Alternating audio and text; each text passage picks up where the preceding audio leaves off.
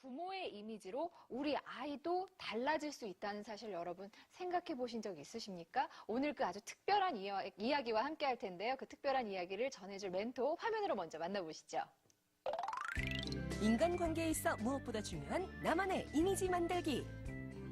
부모와 자녀 사이에도 서로에게 긍정적인 이미지를 주는 것이 중요하다. 이미지 전략가 허은하 박사가 말하는 내 아이의 인생을 바꾸는 부모의 이미지. 지금 바로 시작합니다.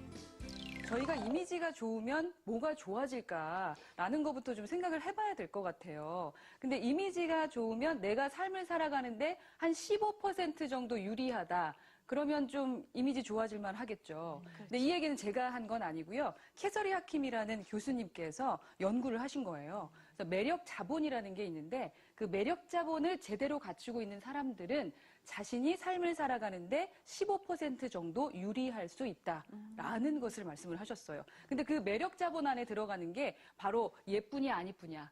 그러니까 보여지는 스타일, 이미지도 있고요. 두 번째는 소셜 스킬이라고 해서 사람들과의 관계에서 누가 얘기하면 진짜 듣기 싫고 누가 얘기하면 좀 잘 들리고 참 저 사람 괜찮다 생각하는 그런 소셜 스킬 있잖아요. 네. 그게 중요하고 마지막으로는 매너가 있어야 된다라는 얘기를 했어요. 근데 이 이야기하는 매력 자본이라는 게 사실 이미지하고도 비슷합니다. 처음에 봤을 때, 저 사람 어떨 것 같아. 저 사람 참 착할 것 같아. 일은 똑부러지게 할 것 같아. 우리 최윤영 아나운서 보면은 일은 똑부러지게 할 것 같다. 그러면서 좀 가까워지고 싶다는 생각이 들잖아요. 무언가 보면 또 보고 싶고, 만나보고 싶고. 그렇게 하다 보면 내 삶이 점점 더 가치가 높아지게 된다라는 거죠. 그래서 저는 이 부분을 우리에게 또 생각해 볼 수 있지만 그렇다면은 우리 아이의 이미지가 바뀌면 이 아이의 인생이 달라지지 않을까라는 것으로 한번 접근을 해봤어요. 여러분도 지금 행복하시잖아요. 네. 예, 좀 대답이 약하죠.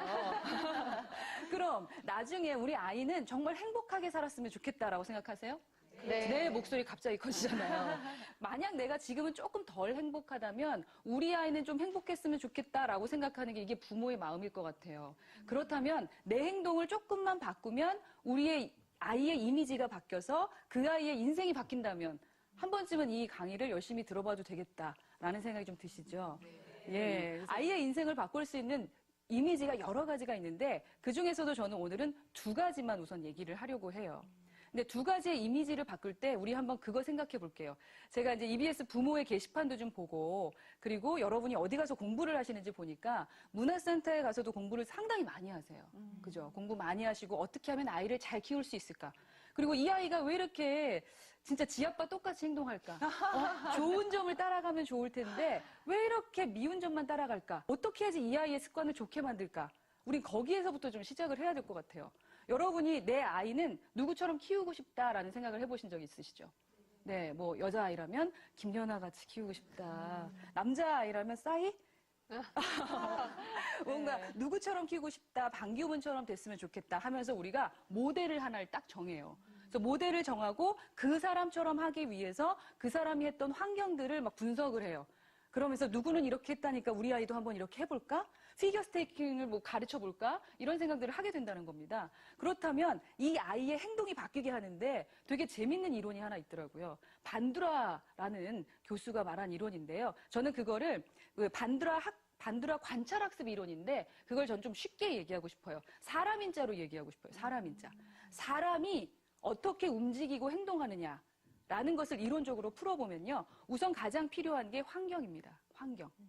환경이 어떠냐에 대한 축이 하나 있고요. 그 다음에 사람인의 위가 뭐냐면 바로 모델링이에요. 결국 어떠한 환경에서 어떠한 사람을 모델로 했느냐에 따라 그 사람이 그것을 관찰한 대로 움직일 수도 있고 움직이지 않을 수도 있다는 거예요. 맹모 삼천지교 하면서 이분이 이사를 얼마나 많이 다녔습니까? 왜 그랬어요? 환경을 바꿔주는 거예요, 부모가.